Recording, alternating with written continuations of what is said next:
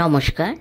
আজ শুনবেন শ্রীযুক্ত বুদ্ধদেব গুহ মহাশয়ের ঋজুদা কাহিনীর দ্বিতীয় এবং অন্তিম পর্ব, হুলুক পাহাড়ের ভালুক। ভালুকটা থাকে কোথায় কুলিরা কেউ জানে? কোথায় থাকে তা কেউ বলেনি, তবে হুলুক পাহাড়ের মাথা থেকে ওদিকে সমান জমিতে মির্জাইয়া ফলস অবধি তার যাতায়াত। মির্জাইয়াতে একটি মেয়ে পরশু বিকেলে জল আনতে গেছিল, তাকে একেবারে ক্ষত বিক্ষত করে দিয়েছে। ডাল্টনগঞ্জের হাসপাতালে সে এখন মৃত্যুর সঙ্গে লড়ছে। ঋজুদা এবার থেমে বলল, একটু পাইপ খেয়ে নি এবারে। আর কিশোররা কখন এসেছে? ওদের এখনও এক কাপ কফিও খাওয়ালি না? কি রে তিতির?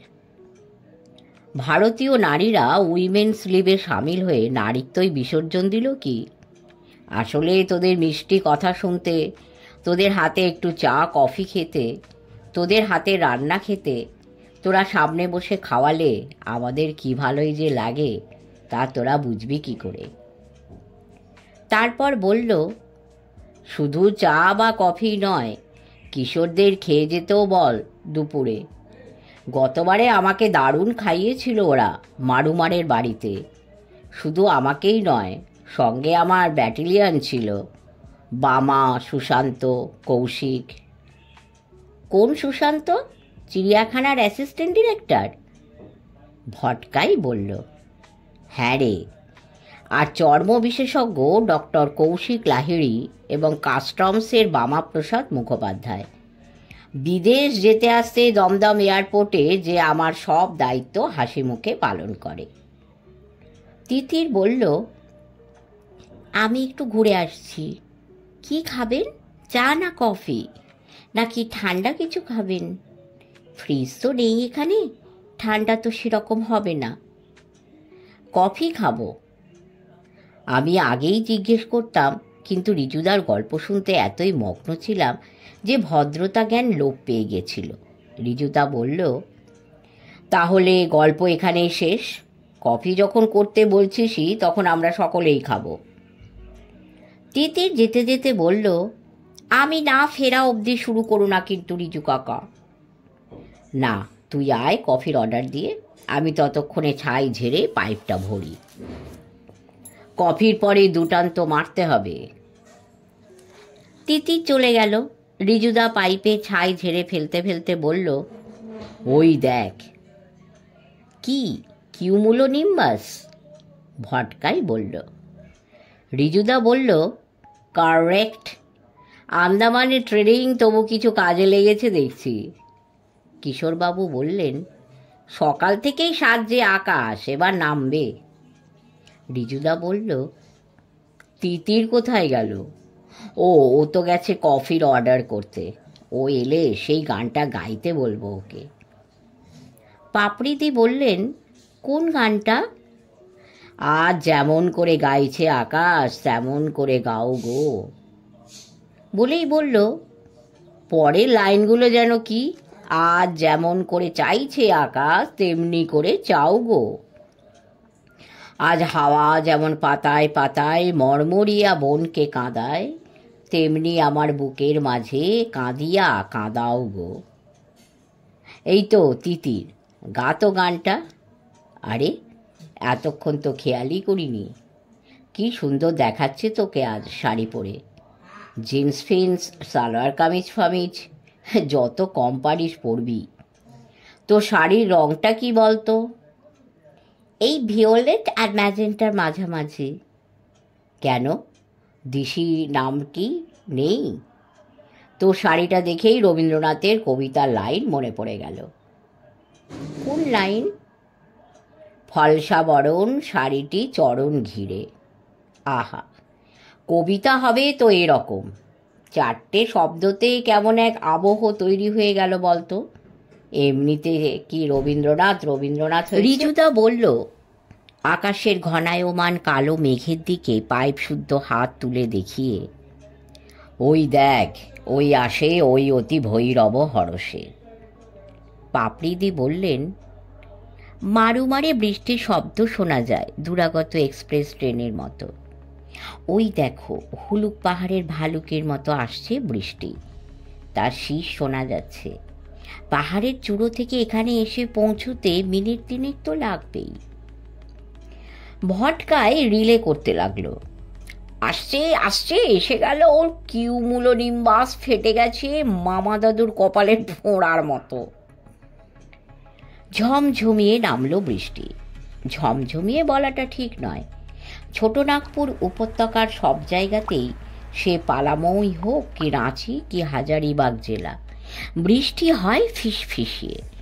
আর প্রতিবার বর্ষণের সঙ্গে সঙ্গে নতুন নতুন মিশ্র গন্ধ ওড়ে, বনের গন্ধ, মাটির গন্ধ, জলের গন্ধ। কিশোরবাবু বললেন, সেটা ঠিক, এ কথা সব বনের বৃষ্টির বেলাতেই খাটে। ততক্ষণে কফি নিয়ে এলো চৌকিদার, এক হাতে ছাতা ধরে অন্য হাতে ট্রেতে কফির কাপগুলো বসিয়ে। সদ্য আসা বৃষ্টির গন্ধের সঙ্গে কফির গন্ধ মিশে গেল। কফিতে চুমুক দিয়ে রিজুদা পাইপটা ধরালো, আর সঙ্গে সঙ্গে ভটকায় বলল, নাও ব্যাক টু হুলুক অ্যান্ড ভালুক। রিজুদা বলল, হ্যাঁ। জিপ তো কিশোর নিয়ে গেছে, ফিরতে ফিরতে বিকেল 3-4 হবে। সঙ্গে বন্দুক রাইফেলও আনিনি কিছু, কিন্তু এতখানি সময় মিছিমিছি বসে নষ্ট করারও মানে হয় না। এদিকে কাজও সব বন্ধ হয়ে গেছে। কুলি কামিনেরা ওই সাংঘাতিক তাপের মধ্যেই ছায়া খুঁজে নিয়ে জিরোচ্ছে। একটু পরে ওদের নিজের নিজের স্টেনলেস স্টিলের বাটি খুলে যা কিছুই এনেছে বাড়ি থেকে তাই খাবে। যা গরম, পাখিরাও ডাকছে না। ঝোপঝাড়ে ছায়াতে বসে বড় বড় হাঁ করে নিঃশ্বাস নিচ্ছে। ঠোঁটের ফাঁকে তাদের লাল টাগরা দেখা যাচ্ছে। আমি শান্টুকে জিজ্ঞেস করলাম, কোনো হাতিয়ার আছে? আমার আছে, একটা স্পেশাল টাঙ্গি, লম্বা বাঁশের, মস্ত ফলাওয়ালা, গাড়ুর লোহারকে দিয়ে অর্ডার মতো বানানো। তাতেই হবে।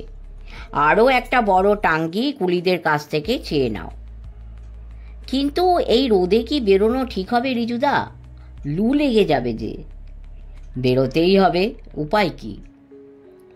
তবে দাঁড়ান, বলে শান্টু ডেরার মধ্যে ঢুকে দুটো গামছা নিয়ে এলো।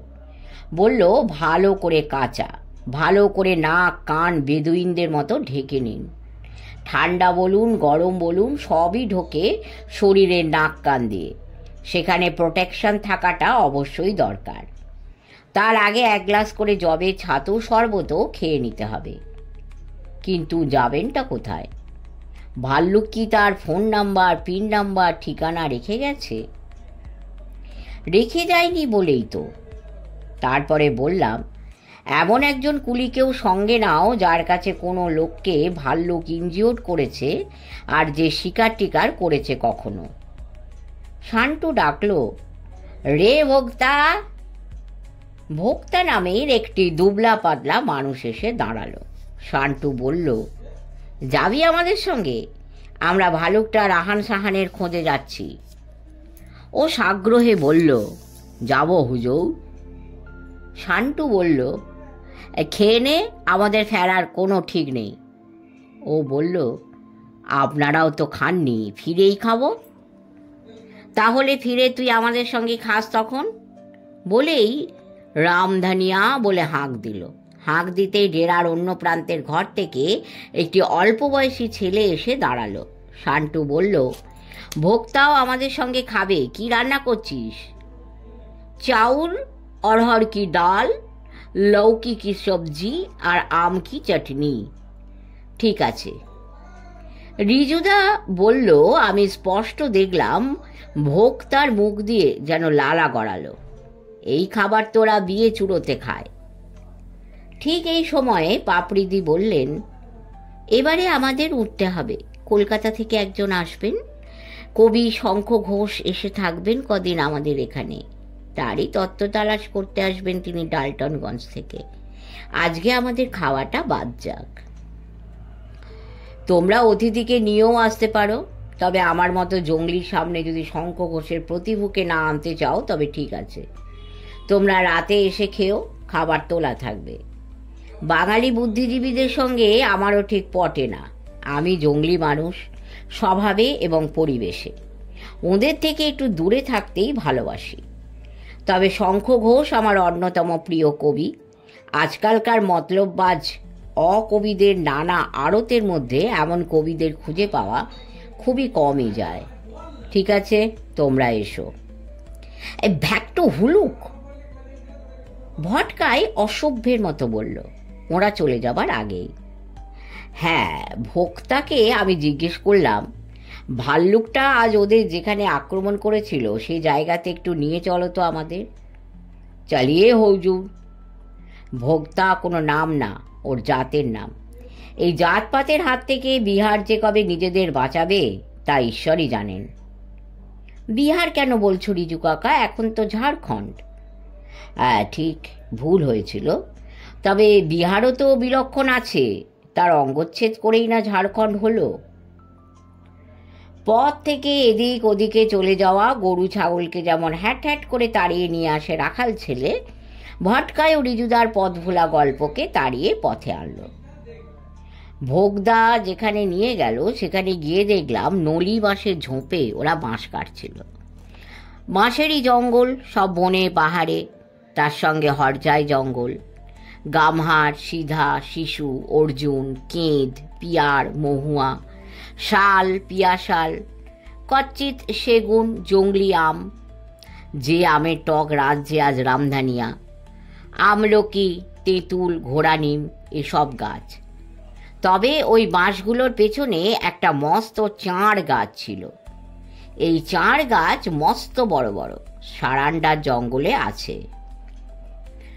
আমাদের তো একবারও নিয়েই গেলে না সারান্ডাতে। তিতির বলল অনুযোগের স্বরে। যাবো যাবো, একবার নিয়ে যাব। ল্যান্ড অফ দ্য 700 হিলস, 700 পাহাড়ের দেশ, কারো, কয়না আর কোয়েল নদীর দেশ। বিভূতিভূষণ বন্দ্যোপাধ্যায়ের খুবই প্রিয় ছিল সারান্ডা। ভটকাই ছোপটি মারল, হ্যাঁ ব্যাক টু হুলুক। তারপর বিরক্তির সঙ্গে বলল, না, এমনভাবে কি গল্প শোনা যায়? ইম্পসিবল। হ্যাঁ, চাঁড় গাছটার নিচ থেকে ভাল্লুকটা হঠাৎ রে রে রে করে বেরিয়ে এসে পেছনে দু পায়ে দাঁড়িয়ে ওঠে। ওরা কিছু বোঝার আগেই ওদের ফালা ফালা করে দিয়েছিল। হাতে তো টাঙ্গি ছিল, মারল না। ঝিন্টু মেরেছিল একেবারে ভাল্লুকের নাকের ওপরে, কিন্তু টাঙ্গি ছিটকে উঠল যেন। তারপর ভোক্তা বলল, ভাল্লুকের নাক কি রবার দিয়ে তৈরি হয় হুজুর? রিজুটা কথাটা বলতে বলতেই হেসে ফেলল। আমি বললাম, না, রাবার দিয়ে তৈরি হয় না, তবে সে এক অদ্ভুত জিনিস অবশ্যই। তারপর বললাম, নাকে ভালো মতো লেগেছিল? জি হুজুর, ভালো উঁক করে আওয়াজ করেছিল একটা, আর তারপরই তো ঝিন্টুকে মাটিতে ফেলে দিয়ে একেবারে ক্ষত বিক্ষত করে দিল, বেহোশ হয়ে গেল সে। কিন্তু তুমি কোথায় ছিলে তখন? আমি ঝিন্টুর থেকে হাত 10 ডান দিকে ছিলাম। তুমি ঠিক দেখেছিলে যে নাকে ভালো করে টাঙ্গির কোপ পড়েছিল? জি হুজুর। মগর ইতনা আদমি কো ভালু कैसे নোচ লিয়া? শান্টু জিজ্ঞেস করল ভোক্তাকে। আয়া আর গয়া। ভটকাই বলল, বিধানসভা কি লোকসভার সদস্য ছিল না তো মিস্টার ভাল্লুক? আমরা হেসে উঠলাম। আমি বললাম, এবার কে ডিস্ট্র্যাক্ট করছে? সরি বলে দুহাত দিয়ে দুকানে হাত ছোঁয়ালো ভটকায়। তিতির বলল, তারপর জায়গাটাতে ভাল্লুকের হাত পায়ে দাগ খুঁজতে গিয়ে একটু পরেই দাগ পাওয়া গেল। ঝিন্টুকে যেখানে মাটিতে ফেলে আঁচড়েছিল সেখানকার মাটিতেও ধস্তাধস্তি দাগ দেখা গেল। গরমের দিনে মাটি শুকনো এবং আলগা, তার উপরে ধুলোর আস্তরণও পড়ে থাকে, তাই দাগ পাওয়াটা অসুবিধে ছিল না। আমরা ধীরে ধীরে এগোতে লাগলাম। ভোক্তার চোখ আমার চেয়ে অনেক তীক্ষ্ণ। সে আগে যেতে লাগলো টাঙ্গি কাঁধে, তার পেছনে আমি, শান্টু স্পেশাল টাঙ্গি কাঁধে, তারও পেছনে শান্টু খালি হাতে। দেখলাম ভাল্লুকটা কিছু দূর গিয়েই বাঁ দিকে নেমে গেছে পাহাড় থেকে। যে কোণে গেছে তাতে মনে হয় মির্চাইয়ার কাছে গিয়ে নামবে। তোরা এই ভরা বর্ষাতে মির্চাইয়ার এক রূপ দেখছিস, আবার প্রখর গ্রীষ্মে এলে দেখবি অন্য রূপ। প্রকাণ্ড কালো পাথরের সব শিলাসন, জল পড়ছে ক্ষীণ ধারায়। একটা সময় এসে তাও বন্ধ হয়ে যায়। নিচে দহতে জমে থাকে সামান্য জল। সেখানে বাইসন, সম্বর, চিত্রল হরিণ এবং তাদের পেছনে পেছনে বাঘ বা চিতাও আসে জল খেতে গভীর রাতে। সকাল সন্ধেতে এখানে কম জানোয়ারই আসে, কারণ মহুয়া ডাঁড় অবধি বাস যাতায়াত করে, প্রাইভেট গাড়ি ও ট্রাকও যায়। তারপর ভাল্লুক তো নেমে গেছে, তবু পাহাড়ের ওপরটা ভালো করে একটু ঘুরে দেখব মনস্থ করলাম। কিন্তু হাঁটা চলা করাই দায়, লু বইতে শুরু করেছে অনেকক্ষণ। এয়ার কন্ডিশনারের পেছন দিয়ে যেমন গরম হাওয়া বেরোয়, তার চেয়েও গরম হাওয়া শুকনো পাতা, ধুলো, খড় সব উড়িয়ে তীব্র বেগে বয়ে যাচ্ছে। মনে হচ্ছে মাথা ঘুরে পড়ে যাব। মাঝে মাঝে ধুলো বা পাতা পুতাকে অতিকয় সাপের মতো বায়ুস্তম্ভ উপরে তুলছে, অনেক উপরে। তারপর কোমরে গুলি খাওয়া সাপ যেমন ধপ করে পড়ে যায়, তেমন করে ভেঙে পড়ছে জমিতে। তারপরে রিজুদা বলল, তোরা জলহস্তি দেখেছিস কেউ নদীতে বা সমুদ্রে? না, আমরা সমস্বরে বললাম। দেখাবো যদি সুযোগ হয়। তারপর ভোক্তাকে শুধালাম, হিয়া কই মান্দুন্দ হ্যায়? মান্দ মানে? তিতির বলল, মান্দ মানে গুহা, মান্দুন্দ মানে গুহা টুহা। ও। ভোক্তা বলল, হ্যাঁ না হুজুর, बहुत बड़ा बड़ा मांद है। कौन तरफ? उस तरफ বলে ও তার টাঙ্গির ডান্ডা দিয়ে দিক নির্দেশ করে দেখালো। कितना दूर होगा यहाँ से? दूर तो होगा करीब आधा मील। শান্টু বলল, এখন ফিরুন রিজুদা, আপনি বাঁচলে বাবার নাম। কালকে একেবারে ভোরে চলে আসবেন না হয়। তাছাড়া খালি হাতে কি ভাল্লুককে কথাকলি বা ওড়িশি নিচে বশ করবেন? অস্ত্রশস্ত্র নিয়ে আসুন। আজ আমি না হয় ভোক্তাকে আমার কাছে রেখে দেব, যাতে কাল ভোরেও আপনার সঙ্গী হতে পারে। এই পাহাড় জঙ্গলই তো ওদের ঘর বাড়ি। আপনি তো আর ওদের মতো ভালো চিনবেন না এসব। তা তো বটেই, তবে তাই চলো। বলে শান্টু আপাতত প্রাণটা বাঁচানো বলে ওর প্রতি কৃতজ্ঞ হয়ে ফিরে চললাম আমরা। রিজুদা একটু পাইপ খেয়ে আবার শুরু করলো। ভোর 4টেতেই আলো ফোটে এখানে গরমের সময়। ঠিক আলো নয়, পূবের আকাশ আলোর আভাসে ভরে যায়। রোদ ওঠে 4:30 নাগাদ। 1 কাপ চা আর 2 বিস্কিট খেয়ে 450-400 জেফ্রি নাম্বার 2 রাইফেলটি আর 5 রাউন্ড গুলি নিয়ে বেরিয়ে পড়লাম। সঙ্গে একটি থার্মোস নিলাম জুম্মানের কাছে চেয়ে, আর জলের বোতল, আর্মির জলের বোতল, তামার উপরে ফ্লানেল জড়ানো। যখন পৌঁছলাম পাহাড়ের উপরে, তখন দেখি শান্টু রামধানিয়াকে দিয়ে খাঁটি ঘিয়ের গরম পুরি আর আলু চোখা ভাজিয়েছে গরম গরম, আর তেজপাতা এলাচ দেওয়া গোরখপুরি চা। এত সকালে ব্রেকফাস্ট? শান্টু বলল, আপনার তো মন্ত্রের সাধন কিংবা শরীর পাতন, আমি জানি তা, তাই খেয়ে নিন পেট ভরে। ভোক্তাকেও খাইয়ে দিয়েছি, আমি কি যাব? তুমি গেলে এখানে দক্ষযোগ্য কে সামলাবে? তুমি থাকো। কিশুনকে নিয়ে যান যতদূর জিভ যাবে, তারপর তো হাঁটতেই হবে। জলের বোতলে জল ভরাই ছিল, মারুমারির কুয়োর ফার্স্ট ক্লাস জল। বোতলের উপরের টানেলটা পুরো ভিজিয়ে নিলাম, যতক্ষণ ঠান্ডা থাকে জল।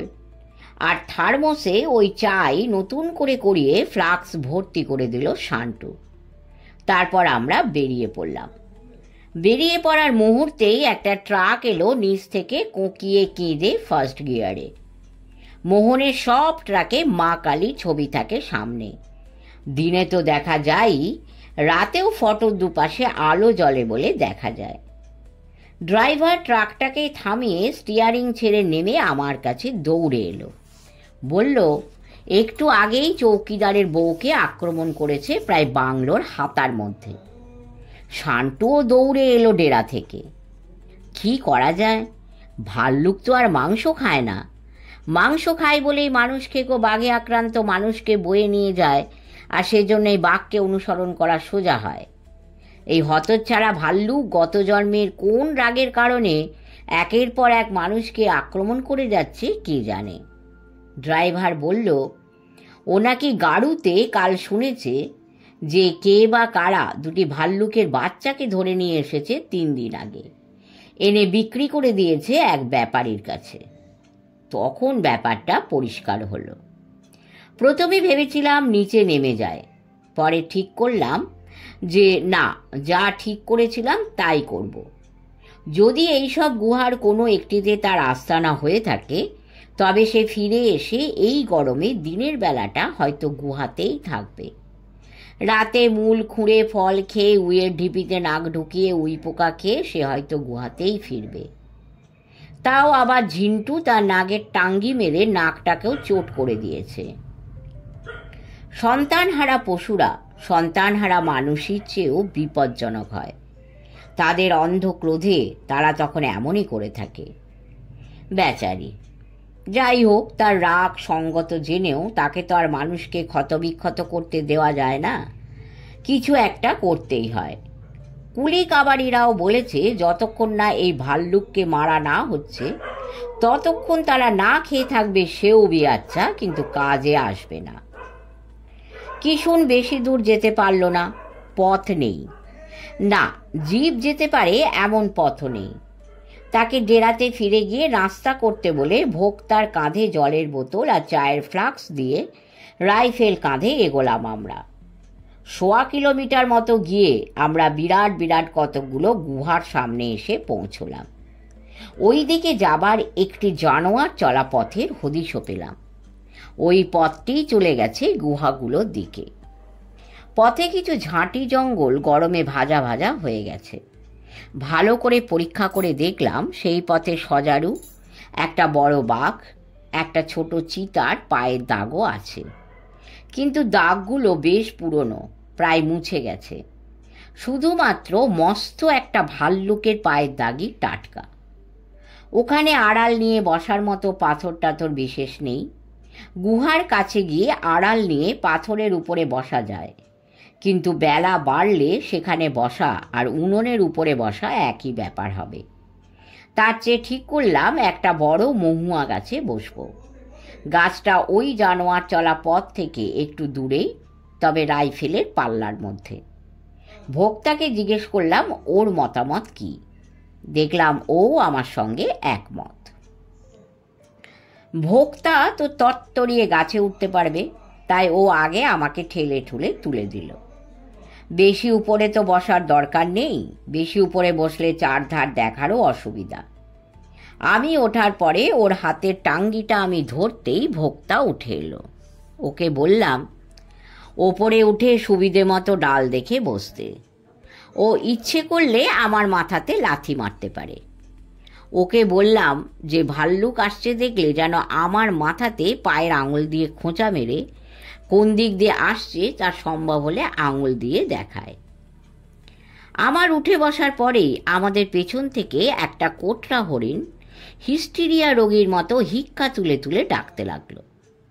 মিনিট 15 মধ্যেই দেখি একটা মাঝারি মাপের চিতাবাঘ দ্রুত পায়ে ওই গুহাগুলোর দিকে যাচ্ছে। তখন সূর্য সবে উঠেছে, তবে উঁচু গুহাগুলোর জন্যে গুহার এপাশে তখনও আলো এসে পৌঁছয়নি। আমার পারমিটে চিতা ছিল, মারলেই মারা যেত, কিন্তু তখন ভাল্লুক মারাটা আশু কর্তব্য। এতগুলো মানুষকে সে জখম করেছে। চিতাটি চলে গেল চোখের আড়ালে। রাতে হয়তো মারুমার বা পাহাড়ের ওদিকে ঢালের কোনো গ্রামে গেছিল ছাগল, বাছুর বা কুকুর ধরার জন্যে। কুকুর চিতার বড় প্রিয় খাদ্য। পাইপটা বের করে রনসনের লাইটার জেলে ধরালাম। ব্রেকফাস্ট আর্লি হলেও যথেষ্ট হেভি হয়েছে। ঘুম পেয়ে যাবে পাইপ না খেলে। বেশিক্ষণ নয়, মিনিট 15 বসার পরেই ভোক্তাচন্দ্র আমার মাথাতে পদাঘাত করল। টুপিটা খুলে ওর দিকে তাকাতেই ও আঙুল দিয়ে যেদিকে দেখালো সেটা আমাদের পেছন দিক। ভাল্লুকটা ওই রাস্তা ধরে আগাগোড়া না এসে শর্টকাট করছিল, কিন্তু আমি তো তাকে দেখতেই পাচ্ছি না, তাই রাইফেল পেছনে ঘুরিয়ে মারতেও পারবো না। তাই সামনে তাকেই অপেক্ষা করতে লাগলাম। ভাল্লুকিকে যখন আমি দেখতে পেলাম সে তখন প্রায় গুহাগুলোর নিচে, একটু পরেই চোখের আড়ালে চলে যাবে। তাড়াতাড়ি রাইফেল তুলেই গুলি করলাম, কিন্তু ভাল্লুকের বুক বা কাঁধ কোনো কিছুতেই মারার উপায় ছিল না, তাই তার পিঠ লক্ষ্য করেই তাড়াতাড়ি গুলি করলাম। হেভি রাইফেলের শব্দে গম গম করে উঠল গুহাগুলো, আর শব্দ দৌড়ে গেল মালভূমিতেও। গুলি লাগার সঙ্গে সঙ্গে ভাল্লুকটা পড়ে গেল, কিন্তু পরক্ষণেই উঠে দৌড় লাগালো গুহাগুলোর দিকে। প্রায় লাফিয়ে নামলাম গাছ থেকে। জলের বোতল আর চায়ের ফ্লাক্স নিয়ে ভোক্তার নামতে একটু সময় লাগবে জেনেই ওকে বললাম, তুমি গাছতলাতেই থাকো, আমি ফিরে আসছি তোমার কাছে। বলেই রাইফেল কাঁধে নিয়ে দৌড়ে গেলাম ভাল্লুক যেদিকে গেছে সেই দিকে। যেখানে গুলি খেয়ে ভাল্লুক পড়ে গেছিল তার একটু পর থেকেই ছোপ ছোপ রক্ত দেখা গেল। তাড়াতাড়িতে মারার জন্যই ভাল্লুকের মেরুদণ্ডতে লাগেনি গুলি, লাগলে সে আর উঠে দাঁড়াতে পারত না। রক্তের স্রোতে ভাল্লুকের যাত্রাপথ চিনতে আমার কোনো অসুবিধা হচ্ছিল না, কিন্তু ওপরে উঠে দেখলাম ভাল্লুক গুহার মধ্যে ঢুকে গেছে। আহত ভাল্লুক এবং এমন অতিকায় ভাল্লুক যারাই অনুসরণ করে কখনো মেরেছেন তারাই জানবেন সেই ভয়ঙ্কর অভিজ্ঞতার কথা। 450-400-এর সফট নোজড গুলির মার ভাল্লুক বাঁচবে না, ওই গুহার মধ্যেই মরে পড়ে থাকবে। কিন্তু কোনো ভালো শিকারী আহত জানোয়ারের যন্ত্রণা প্রলম্বিত করতে চান না, চাওয়াটা অমানসিক অপরাধ। যেখানে উপায় থাকে না অথবা জানোয়ারের হদিশ না পাওয়া যায় বা রাতের বেলা চোট করা হয় সেখানে অন্য কথা। গুহাটার মুখে পৌঁছে মনে হলো একটা টর্চ আনা খুবই জরুরি ছিল। শিকারে গিয়ে জলের বোতল আর টর্চ শিকারী সব সময় সঙ্গী হওয়া উচিত। একটা 5 ব্যাটারির টর্চ সঙ্গে থাকলে, ভোক্তা আলো হাতে আমার পাশে থাকলে ওই অন্ধকার গুহাতে তখনই ঢোকা যেত। কিন্তু তা যখন আনিনি তখন গুহা মুখের এক পাশে দাঁড়িয়ে ঘড়ি দেখলাম। 15 মিনিট রক্তক্ষরণ হবার পরে সে যখন একটু দুর্বল হয়ে যাবে তখনই ঢুকবো ঠিক করলাম। মিনিট 5 হয়েছে, এমন সময় পেছনে কোনো কিছুর পদশব্দ পেলাম। তাকিয়ে দেখি ভোক্তা শান্টুর টাঙ্গিটা হাতে নিয়ে এসে হাজির। সে আমাকে ইশারাতে তার পেছনে আসতে বলে তত্তরিয়ে গুহাটার মাথাতে চড়ে গেল। আমিও উঠলাম ওর পেছন পেছন। গুহাটা কত বড়, কত গভীর এবং তার অন্য কোনো মুখ আছে কি নেই কিছুই জানি না। আমি জানি না, কিন্তু ভোক্তা জানে। ছেলেবেলায় সে হয়তো বন্ধুদের সঙ্গে এই গুহার মধ্যেই খেলা করেছে, বড়বেলাতে তীর ধনুক নিয়ে শিকারও করেছে। গুহার মাথার উপর দিয়ে প্রায় শেষ প্রান্তে পৌঁছে বোঝা গেল যে গুহার পেছনে একটা মুখ আছে এবং সেটা বেশ বড়। যে মুখে আমি গিয়ে পৌঁছলাম সেটা শুধু সরু বলেই নয়, গুহাটার ভিতরটা নিশ্চয়ই এল শেপের, তাই ওদিকে গিয়ে অন্ধকার দেখাচ্ছিল। ভোক্তা বাঁদরের মতো আবার তত্তরিয়ে নিচে নামল, তার পেছনে পেছনে আমি নামা মাত্রই গুহার ভিতর থেকে হুঙ্কার দিয়ে ভাল্লুকটা বেরিয়ে এসে পেছনে 2 পায়ে দাঁড়িয়ে উঠল এবং সামনে 2 হাত ছুটতে ছুটতে মুখে থুতু ছিটোতে ছিটোতে এগিয়ে এসে ভোক্তাকে প্রায় ধরে ফেলল। ভোক্তা তার টাঙ্গি তুলল মাথার উপরে, কিন্তু আমি তাকে এক ঠেলা দিয়ে সরিয়ে দিয়ে ভাল্লুকের বুক লক্ষ্য করে গুলি করলাম 3-4 হাত দূর থেকে। সে ঘুরে পড়ে যেতে যেতে তার গলা লক্ষ্য করে আরেকটা গুলি করলাম, আর তারপরেই কাণ্ডটা ঘটল। মানুষ যেমন করে যন্ত্রণাতে কাঁদে, ভাল্লুকটা ঠিক তেমনি করে কাঁদতে লাগলো শুয়ে শুয়ে। তবে বেশিক্ষণ তার কাঁদতে হলো না, কান্না স্তীমিত হতে হতে থেমে গেল একেবারে। অনেক শিকারীর মুখে ভাল্লুকের এই মানুষের মতো কান্নার কথা শুনেছিলাম, কিন্তু তার আগে বিভিন্ন রাজ্যে 4টে ভাল্লুক মারলেও কোনো ভাল্লুকই মরার আগে এমন করে কাঁদেনি। মনটা ভারী খারাপ হয়ে গেল। বেচারি সন্তান হারা মা, তার দুগ্ধপোষ্য বাচ্চাদের যেসব মানুষে নিয়ে গেল তাদের কোনো শাস্তি হলো না, কিন্তু মানুষের আইনে তাকেই জীবন দিতে হলো। ভোক্তা বলল, চায়ে ইহা পিজিয়েগা হুজুর। আমি মাথা নাড়লাম। তারপর মাথার টুপিটা খুলে মহুয়া গাছটার দিকে রওনা হলাম, আবার সেই গুহার মাথায় চড়ে এবং নেমে। ভোক্তা গুহাটা সম্বন্ধে সব জানতো, নইলে অন্ধকারে আমি একা রাইফেল নিয়ে ঢুকলে ভাল্লুক মশাই অবশ্যই আমাকে আগে মেরে তবে মরত। ফ্লাক্স থেকে চা ঢেলে খেলাম এবং ভোক্তাকেও ফ্লাক্সের ঢাকনি ভরে চা দিলাম। ভোক্তা কুণ্ঠার সঙ্গে বলল, আপকি ওহি মহকতা হয়ে তামাকু জ্বালা দিজিয়েগা সাব। কি করবে? খৈনির মতো হাতে মেরে খাবো। ওকে গোল্ড ব্লক টোব্যাকো দিলাম ওর হাতের তেলোতে। চাটা 4 চুমুকে শেষ করে সে বলল, आप तमाकू पीजिए, मैं जाता है शांटू बाबू और सबको लाने के लिए। যেতে যেতে ফিরে দাঁড়িয়ে বলল, आप कैमरा नहीं लेते आया हुजूर, फोटो नहीं खिंचाएगा। আমি রাগের গলাতে বললাম, নেহি। জুম্মান এসে বলল, খানা বান গয়া হুজুর, লাগা দু ক্যা? আমরা মানে আমি, ভটকায় আর তিতির একই সঙ্গে চমকে ঘড়ির দিকে চেয়ে দেখি 1:30টা বেজে গেছে। ভটকায় বলল, হ্যাঁ থ্যাংক ইউ রিজুদা। আমি আর তিতিরও বললাম, থ্যাংক ইউ ইনডিড। শেষ হলো রিজুদার একটি ছোট্ট গল্প।